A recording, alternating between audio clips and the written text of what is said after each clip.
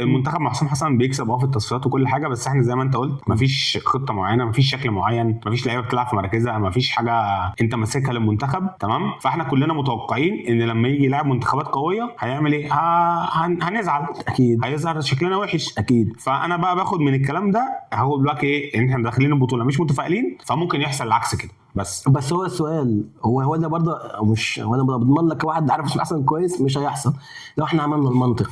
بجد بجد والله. يعني مثلا كان لو لعبنا، لا لو لعبنا بالمنطق وحطينا كل لعيب في مكانه ولعبنا ممكن بالظبط كده. انا احد صناع المحتوى كنت شايف له فيديو امبارح، واحد كده يعني من المجال زينا كده قال له طب بقول لك حاجه انقش. يعني شوف مثلا الطرب ده عامل ايه مع الاهلي، ماشي معاك كويس اخر ماتشين، اعمل زيه مثلا يعني، فاهمني؟ على لازم يكون اللعيب مرتاح في الملعب. ان مروان لما يستلمها في النص عارف هيستلمها مين، يكون مين جنبه ومين شماله.